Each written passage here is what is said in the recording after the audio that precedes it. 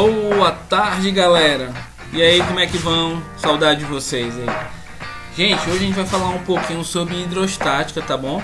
Iremos falar dentro do conteúdo pressões, mecânica, hidrostática, pressão atmosférica e absoluta e empuxo um pouquinho. Então vamos lá com a aula do professor Yuri.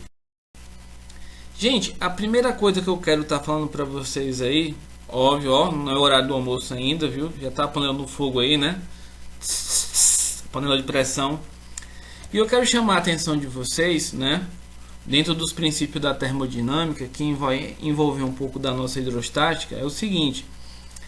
Que eu quero chamar a atenção de vocês é que quando a panela está lá no fogo, óbvio, está sendo aquecido, está recebendo calor, mas dentro da panela de pressão, certo? A pressão interna é a mesma para ambos os ambientes dentro da panela de pressão, certo? Ou seja, nesse caso aqui, nessa figurinha ilustrada ali, está girando ali a setinha, então a pressão interna é a mesma para qualquer canto da panela, tá bom? Dentro da panela. Vejam só, aqui, né, eu tenho o esfigmomanômetro, né, conhecido vulgarmente como tensiômetro, que é muito utilizado para ferir ou mensurar a pressão. Nunca tirar, viu, gente? Se você tirar, você mata o paciente.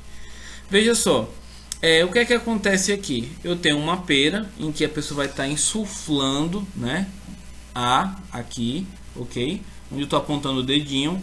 Em seguida, esse ar percorre o manguito, tá bom? Que vai chegar até o bracelete, ó. Chegando ao bracelete, ele vai estar sendo insuflado, ok? E aí eu vou conseguir averiguar a pressão sistólica e diastólica, né? Ou seja, pressão alta, pressão baixa, através do uso do manômetro que eu vou estar aqui acompanhando o meu paciente, ok? Um exemplo bem simples disso é quando você pega um lápis, tá bom? Observe no meu cantinho esquerdo, apontando o dedo aqui, que eu estou com a ponta segurando a borracha, certo? E na ponta direita, ok? Eu vou estar segurando aqui a ponta do lápis. Onde é que vai mais incomodar a pressão feita? Se eu começar a pressionar, vai ser na pontinha do lápis, né? Concordam comigo? Por quê? Aqui a pressão exercida vai ser maior do que do lado esquerdo. Por isso que um faqui, se ele tiver só um prego, ele não vai deitar, né? Que é aquele cara que deita na cama prego. Então ele coloca vários pontos para poder diminuir a pressão. Beleza? Gente, a pressão mecânica que a gente está trabalhando, né? Ele fala que é a razão entre a força aplicada e a área de aplicação da mesma. Foi o exemplo que eu dei do faqui, tá bom? Veja só aqui, ó. Eu gostaria que você virasse o celular para ficar na horizontal, né? Para poder ficar melhor a visualização do celular. Se tiver no computador, ótimo, fica melhor. Veja só, aqui eu tenho um P, que é a pressão, o F é a força e o A aqui é a área, certo? Ou seja, a minha pressão é a força sobre a área. Então, a pressão ela vai ser diretamente proporcional à força e inversamente proporcional à área de aplicação que eu vou estar utilizando aqui.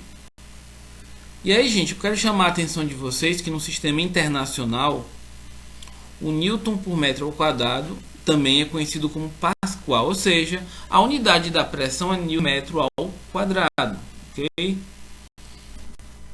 Veja só, um treinozinho aqui para a gente treinar um pouquinho. Calcula a pressão exercida por uma força de 20 newtons que atua perpendicularmente sobre cada superfície cujas áreas são dadas. Letra A, 5 metros ao quadrado. Letra B, 4 milímetros ao quadrado. Quero chamar a atenção aqui novamente para, se você estiver vendo o celular em modo vertical, vira para horizontal para ficar melhor a visualização, tá bom? Em caso de celular. Gente, aqui ficou óbvio que a pressão é força sobre a área, né? A força é dada em Newton, que seria 20. A área é dada em metro ao quadrado, que no caso é 5. Então, 20 por 5 vai dar 4, né? E aí, repetindo as unidades, elas não são eliminadas, continua Newton por metro ao quadrado, tá bom? Letra B. Na letra B, eu quero chamar a atenção como eu citei para você, que a unidade padrão da pressão é Newton por metro ao quadrado. E aqui eu começo com milímetro ao quadrado, ou seja, vamos lá, pressão é força sobre 20 newtons dividido por 4 milímetros ao quadrado. E aí nesse caso aqui eu preciso converter a unidade para metro ao quadrado, tá bom? E aí no caso ficou 20 newtons, 4 por vezes 10 a menos 6 metros ao quadrado. Opa, professor Yuri, buguei aí. Como é que você de 4 milímetros ao quadrado chegou em 4 vezes 10 a menos 6 metro ao quadrado? Gente, vamos lá, relembrar um pouquinho lá. Primeiro ano, vamos lá. Quilômetro, hectômetro, decâmetro, metro, decímetro, centímetro, milímetro, todos ao quadrado. No fator normal, você divide por 10 ou multiplica por 10, né? Casas à direita multiplica por 10, casas à esquerda divide. Como ele é ao quadrado, o fator é 100, ou seja, você vai multiplicar por 100, casas à direita, casas à esquerda, divide por 100. Então, lá no cantinho esquerdo, coloquei o número 4, que é o que a gente tem com a unidade de 4 milímetros ao quadrado, tá bom? Ou seja, como eu estou na unidade de milímetro ao quadrado, eu não conto, vou para a casa do centímetro ao quadrado, divido por 100, certo? Ou seja, 4 dividido por 100, olha o resultado lá no canto inferior esquerdo, 0,04. Só que eu não quero centímetro ao quadrado, eu quero metro ao quadrado. Então, vou dividir novamente por 100, dividir, ficou 0,0004 decímetro ao quadrado. Ou seja, falta mais uma casa para eu chegar até o metro. Então, vou dividir novamente por 100. 0,004 por 100 é só acrescentar mais duas casas à esquerda da vírgula, tá bom? Ficou 0,000004, tá bom? Metro ao quadrado. Transformando esse número em notação científica, observe a vírgula que eu estou apontando com a mãozinha, tá bom? Vou contar casas à direita, né? Colocando dentro da regra da notação científica, onde o número tem que ser menor do que 10, maior ou igual a 1. Nesse caso aqui teria que ser 4 mesmo. Então, contei o número de casas até ficar 4, né? Ficou no caso, andei 6 casas à direita. Como a vírgula está à esquerda do número, o expoente fica negativo, certo? Então, por isso que ficou 4 vezes 10 a menos 6 metro ao quadrado. E aí, 20 por 4 dá 5. Fazendo a divisão da notação científica, ficou 10 a sexta, ok? Newton por metro ao quadrado. Na unidade não saiu ali, mas a unidade é essa. 5 vezes 10 a sexta, Newton por metro ao quadrado. Gente, dentro da pressão hidrostática, né?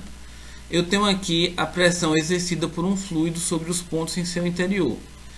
Dentro da pressão dentro do fluido, né, você tem aqui pH, pressão hidrostática, tá bom? Ó, em que dentro desse fluido aqui você tem a altura, quanto maior a profundidade, que é representado pela letra H, maior a pressão, tá bom? Então, a pressão ela vai ser linear. Então, você tem a massa específica, que é representado pela espécie de U, que é um micron, né? Aí, a letra grega. Aí depois você tem a aceleração gravitacional, que é a letra G, acompanhe com minha mãozinha, e a aceleração gravitacional, tá bom? Que é o G, né? E você tem o H, que é a profundidade, tá bom? Então, voltando aqui, ó, você tem massa específica do fluido, a gente tem aqui a gravidade, o G, e a profundidade, que é o H, tá bom? Lembrando que o fluido aqui ele engloba tanto líquidos quanto gases, ok? Gente, chamando a atenção novamente que para a pressão hidrostática, a massa específica também pode ser chamada de densidade, tá bom? Representado por essa letrinha grega, em que a unidade dela de medida é o quilograma por metro cúbico, a aceleração gravitacional, né? Que é dado por 9,8 metros por segundo ao quadrado. Para critérios de cálculos específicos, nós acabamos arredondando para 10. A profundidade vai ser dado em metro mesmo, tá bom?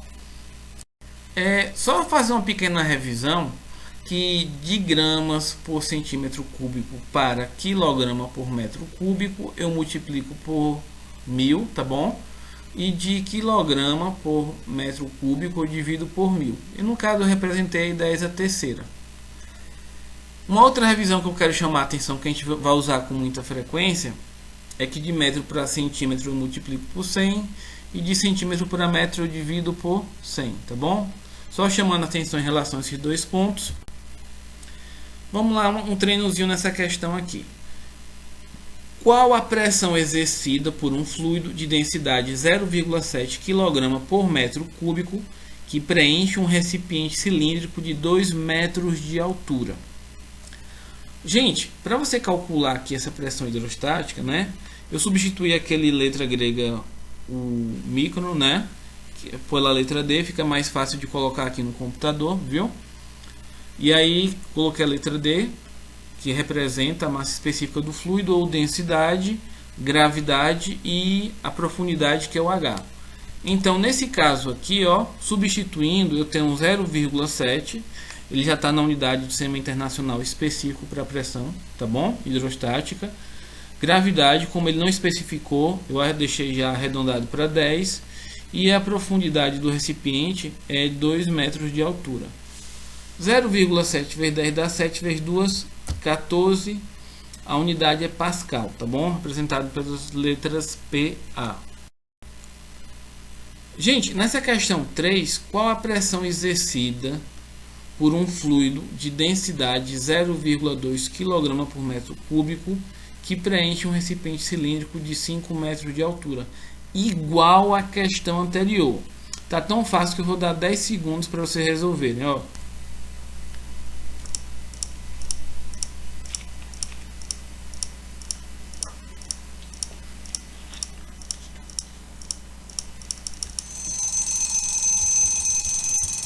E aí, mataram a charada? Gente, vejam só. Novamente, pressão hidrostática vai ser densidade vezes gravidade vezes profundidade. Onde você tem ali, não vai precisar fazer mudança, né, das unidades. Vai ficar 0,2, que é a densidade, vezes gravidade 10, vezes profundidade 5. 0,2 vezes 10 dá 2, vezes 5, 10 Pascal. Ok? Tranquilo, simples assim. Bora aprofundar um pouco o conhecimento. É 120, ó. Perdão, coloquei aqui a massa da barra. Mas para efeito de cálculo a ordem não vai alterar o fator não, tá bom? Seria o homem que pesa 80 quilos, tá bom? O homem pesa 80 e a barra 120. Como eu vou somar, a ordem dos fatores não altera o resultado, só isso. Mas vai ficar aqui, ó, então 120 mais 80 vai ficar 200, vezes a gravidade que é 10, né? Então ficou 120 mais 80, 200, vezes 10 vai dar 2000. Ok? Repetindo, eu vou ter que somar a massa do homem, que é 80, mais a massa da barra, que é 120. Somando 2 vai dar 200, multiplico pela gravidade, dá 2000. Colocando aqui em potência, ficaria, em notação científica, ficaria 2 vezes 10 a terceira, certo? Então, nesse caso aqui, a área que ele me deu de contato foi 25 centímetros ao quadrado. Lembrando que a área, certo? Lembrando que a área é adotado em metro ao quadrado, eu vou transformar para metro ao quadrado. Como é que eu faço aqui? Divido por 100. Aí é só voltar àquela questão anterior onde eu fiz ali, tá bom? As unidades de medida e fiz a divisão, você vai acompanhar, você vai matar a charada aqui. Ou qualquer dúvida, se não conseguir fazer a conversão, me procura no privado que eu te ajudo a responder, tá bom? Mas é isso, fica 25 vezes 10 a menos 4 a área, né? Transformando em metro ao quadrado. E aí, a pressão ali exercida, tá bom? Vai ser 2 vezes 10 a terceira, que é o peso, pela área de contato. A área de contato é 25 vezes 10 a menos 4. Dividindo 2 por 25, você vai achar 0,08. 10 a terceira dividido por 10 a menos 4 dá 10 a 7, né? Colocando aqui, transformando esse valor, como eu falei para você, em Pascal, ele tem que ficar a unidade de 10 a quinta. Então, vou deslocar duas casas à direita para fazer o que? Diminuir o meu expoente, duas casas, vai ficar a quinta. Então, vai ficar 8 vezes 10 a quinta Pascal. A letra correta é a letra B, tá certo? Então, gente, aqui, cuidado, quero chamar a atenção para vocês que a pressão hidrostática não depende do volume do líquido, e sim da sua profundidade, ok?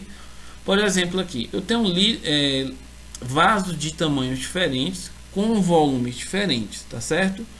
Ou seja, a pressão nele aqui, o que vai oscilar aqui é a profundidade, não é o seu tamanho, beleza?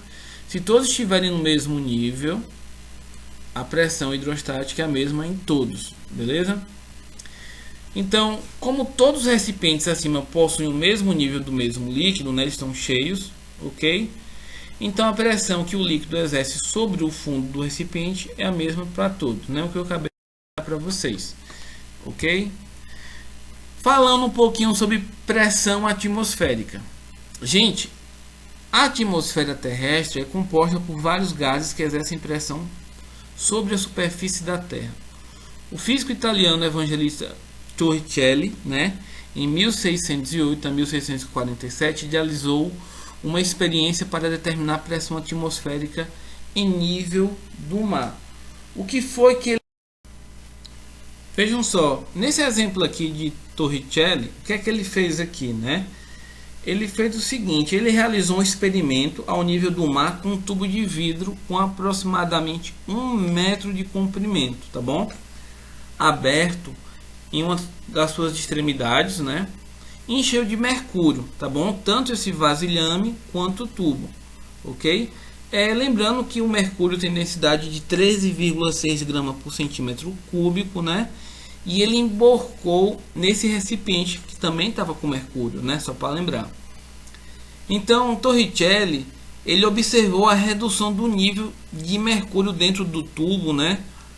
E após pouco tempo verificou que ele estabilizou nessa altura de 76 centímetros de mercúrio, tá bom?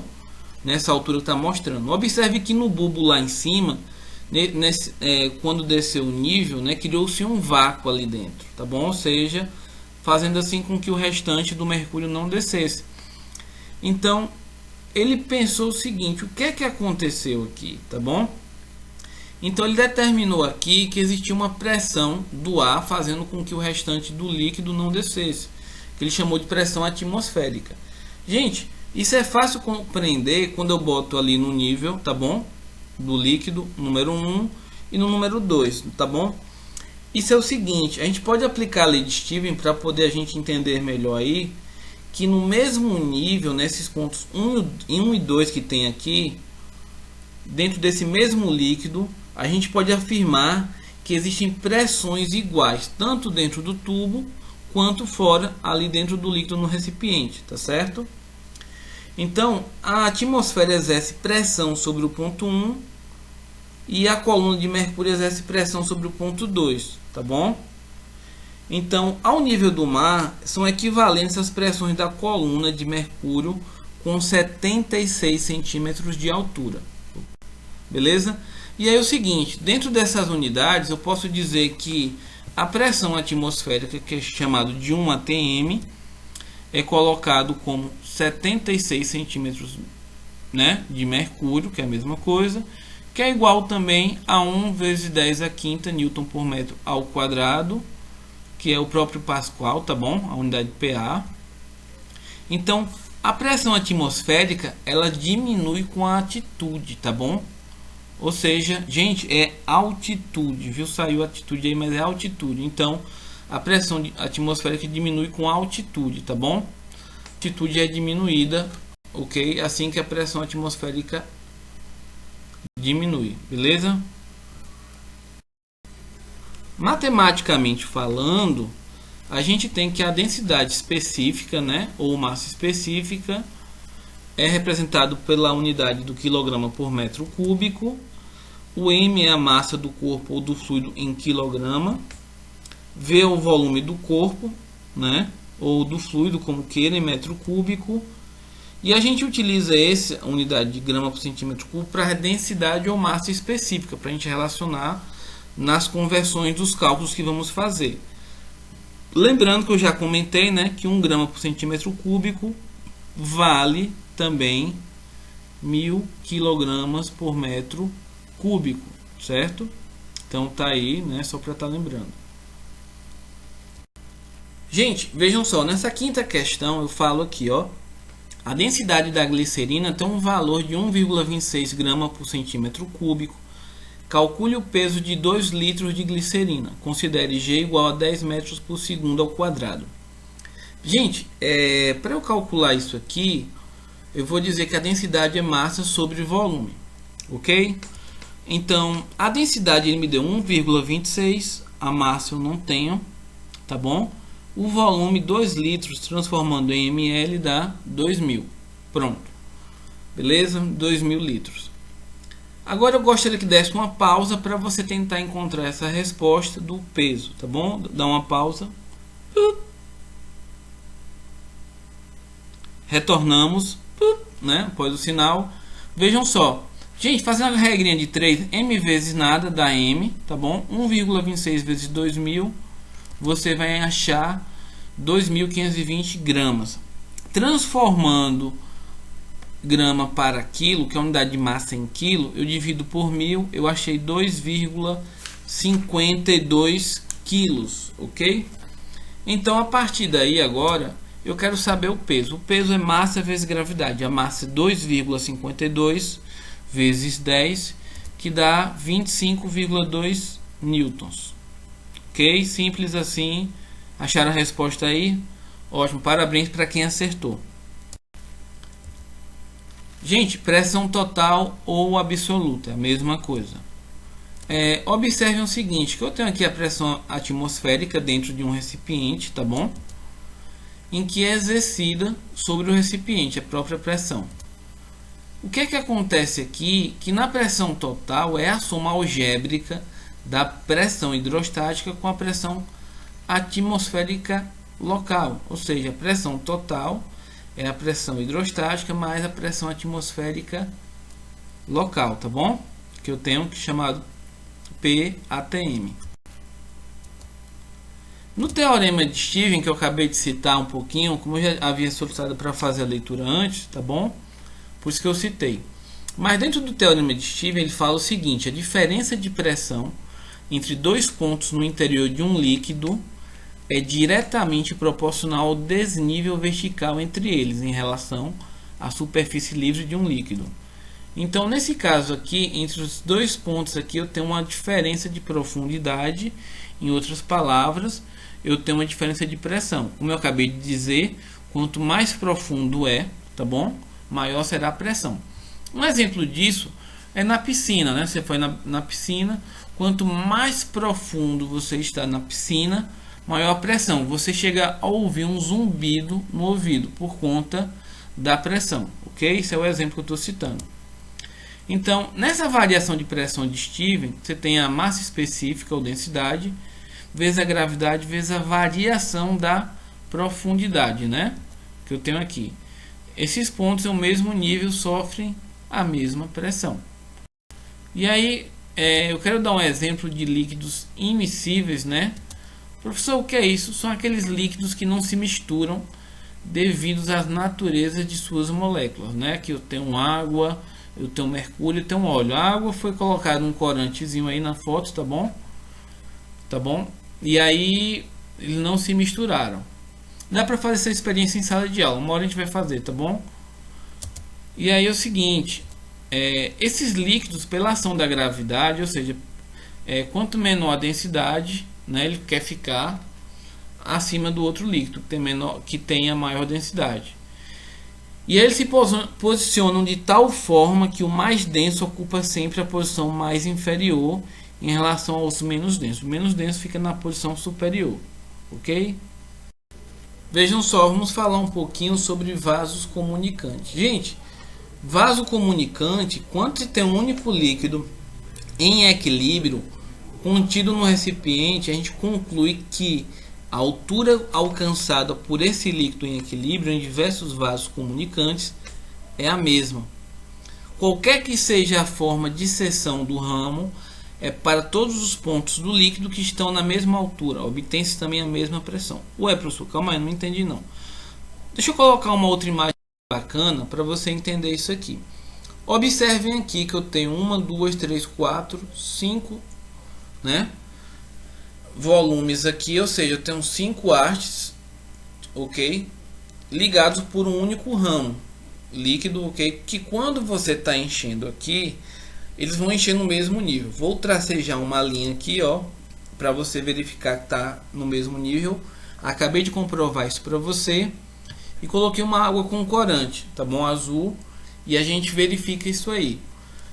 O que eu quero dizer para vocês que se você verificar que alguma dessas torres, né, que posso chamar assim, independente do seu formato ou da quantidade do seu volume de líquido, todas elas unidas pelo mesmo ramo têm a mesma pressão, ok? Então, em qualquer ponto aí, quando a gente faz um alinhamento em relação aos outros tubos, todos têm a mesma pressão, ok? Tubos em U. Gente, quando dois líquidos immiscíveis são colocados no mesmo recipiente, eles se dispõem de modo que o líquido de maior densidade ocupe a parte de baixo e o de menor densidade a parte de cima, né? Ou seja, os líquidos immiscíveis não se misturam, o de menor densidade fica em cima. A superfície da separação entre eles é horizontal. Então, nesse caso aqui, deixa eu ampliar a imagem, né? Só para dizer que para eu tentar manter esses líquidos aqui antes de ampliar a imagem, manter eles em equilíbrio, eu tenho que dizer o seguinte, que a densidade do líquido de A multiplicado pela sua profundidade, ok, é igual a densidade ou massa específica do líquido B vezes a sua profundidade também. E aí, ampliando isso aqui, você tem aqui o líquido com a HA, né, que é a sua profundidade, e o líquido da profundidade de B. Professor, eu achei que ia até o final. Não. A profundidade aqui em relação ao outro líquido, ok? Então, o líquido A, a altura do líquido A, a altura do líquido B. Então, você vai verificar com base na base cilíndrica dos líquidos diferentes, ok? Para poder estar mantendo um equilíbrio, calculando aí densidade da massa específica de A vezes a altura de A, né? Ok? Vezes a densidade, que é igual, né? A densidade específica de B vezes a altura de B. Ok? Gente, o tubo aberto aqui que a gente vai estar trabalhando é referente à pressão atmosférica. Toda vez quando eu tiver um tubo aberto, eu vou calcular essa pressão atmosférica, né? Aqui dos tubos abertos, vou dizer que a pressão geral vai ser a pressão hidrostática, que é pH, ou densidade específica vezes gravidade vezes altura, mais a pressão atmosférica. Lembrando que essa altura ali do líquido tem uma variação, ok? Só para chamar a atenção. Gente, então eu quero encerrar minha aulinha por aqui, viu? Muito obrigado aí para vocês que assistiram. Fiquem com Deus e façam os exercícios, ok? Estou aguardando lá na plataforma. Um abraço, professor Yuri. Puxa o som aí.